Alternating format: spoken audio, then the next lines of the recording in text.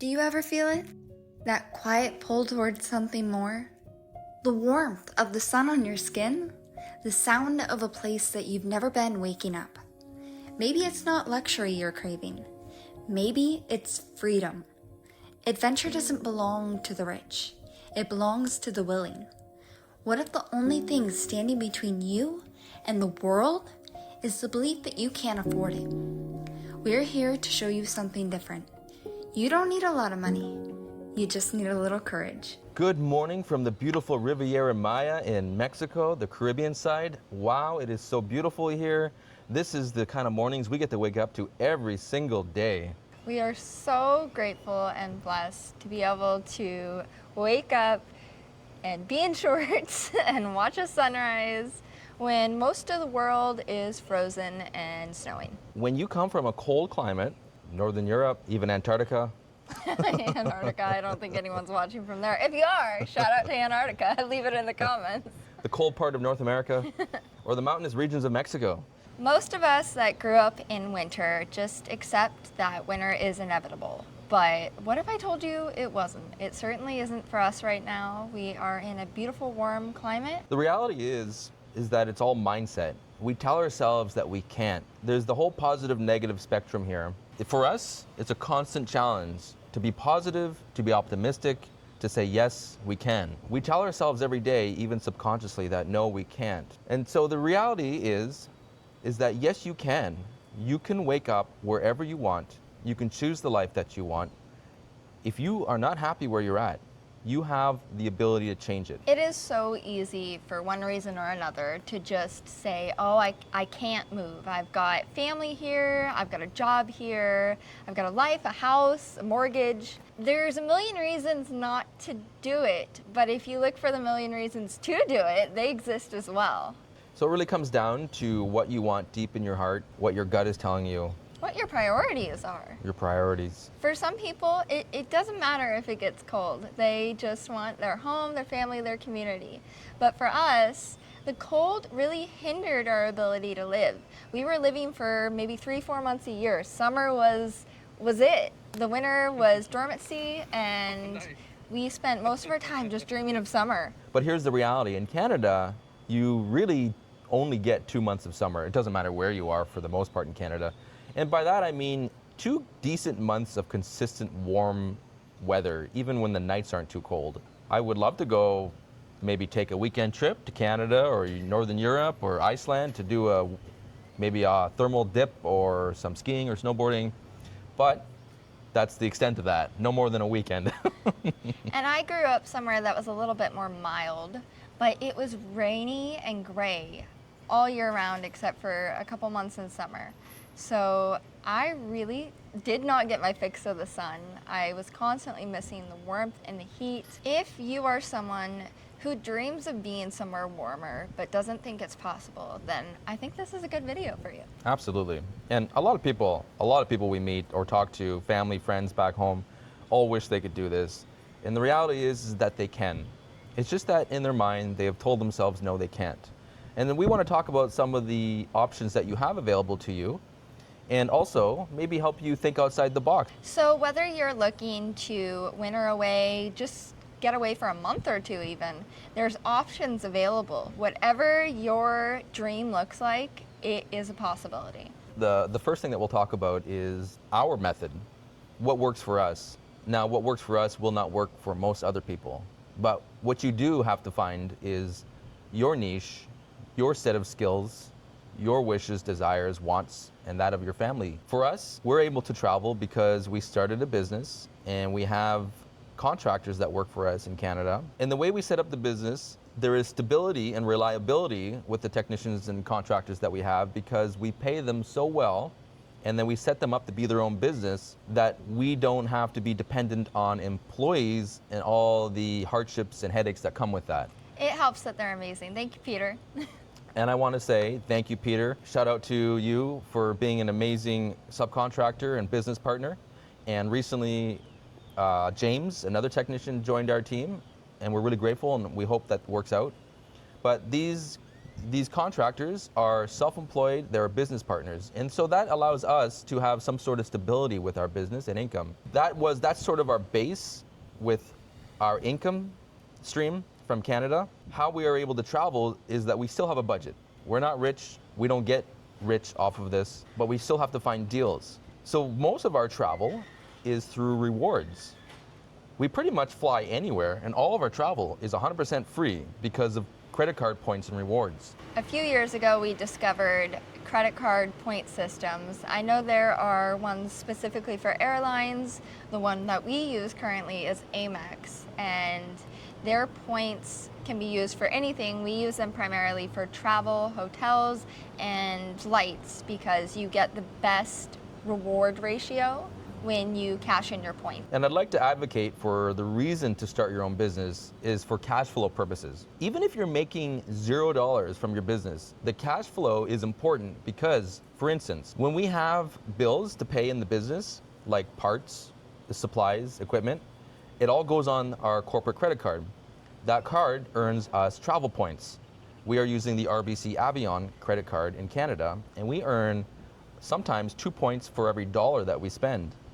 So if our parts bills, our equipment, our cost to run the business is, say, for instance, $20,000 a month, and we have to spend $20,000 a month, and then our income is only $20,000 a month, so that's sort of like a zero income, we've still collected all those reward points, and that allows us to travel for free. So we really like that credit card, and the reason why you should have your own business is just for the cash flow of earning points. Even though we're buying our flights with points, we still watch for deals. So you can set alerts on Google Flights and keep an eye on them. Then you get a better deal, you utilize less of your points to fly wherever you're going. So naturally you will save your reward points by finding better deals. You stretch your points out. Say you don't have a business, there are other options. One of the other options is seasonal jobs. I have known a few people who have construction jobs that work during the summers, and then they get laid off in the fall or winter, and they have 3, 4, 5, 6 months, and they qualify for employment insurance. So, well, that there is their income, and they're able to go away for a few months in the winter, and they love that lifestyle. They come back and do piecework, seasonal work in the summer, and then they go away for the winter. There are also other options where you can work away, such as woofers. I like this one a lot. I signed up for the woofer program once, the WWOOF. I had this opportunity to go to Hawaii on the Big Island to the Kona farm. It was free room and board, free food for only 4 to 5 hours a day of work, and I got to live in Hawaii. Now, I didn't ultimately do it because I chose to take a different job at that time, a different career path, but that was an option available to me, and I could have lived in Hawaii with free accommodation, free food, and also had the guide of the owners of the property. Now, this is something that's available through these programs like the Woofers program. Alternative options are Workaway and HelpX. Of course, we will post the links below. You know what I just realized? We were both looking at doing woofers in Hawaii. That would have been funny. That would have been so funny. Imagine that. If we didn't meet in Mexico, we would have met in Hawaii first. Because I was looking at doing it. I was seriously looking around 2017. You know what's great about filming videos is that we still discover things about each other, and it's amazing. Oh, we could have met earlier. I know, darn it. And in Hawaii. Ah. Say you have a remote job and you're not looking to work away, but you are looking for low cost or no cost housing. There are options like Trusted House Sitter, where you can house sit for people. Sometimes there's animals involved, sometimes you're just taking care of plants. But wherever you want to go in the world, there is a house available where you can just watch it. Some periods as little as a few days, sometimes they have month-long gigs. There's no cost to you, and it helps the house owner out because they don't have to hire anyone to look after their pets or home. And a couple examples of this are Trusted House Sitters and Mind My House. Again, the links will be below. If you're ready for a major shift, you can work abroad running your own business. There are a lot of freelancers that we meet in our travels. They fill up the cafes, these nomads. I've talked to a few of them, and it's very interesting, and it's something I wish I knew about when I was younger. I would have traveled so much sooner, and I probably would have been more consistent with it and stuck it out longer and traveled more of the world had I maybe had this information or some of these recommendations.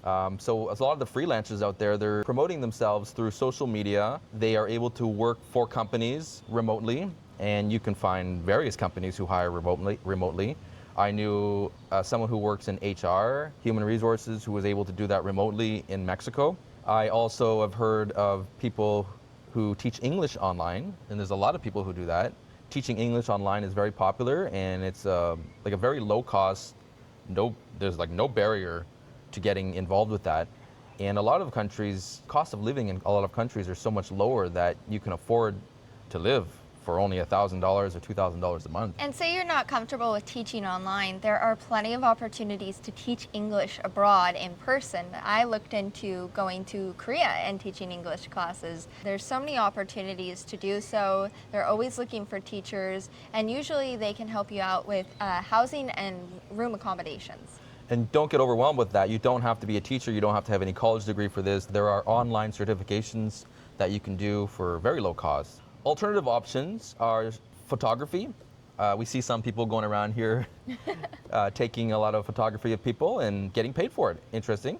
You can also run your own yoga or your own workshops, whether it be Zumba or other classes, dance classes. There's a lot of dance classes we see here. These are people that are working for themselves, freelancers, promoting themselves on social media.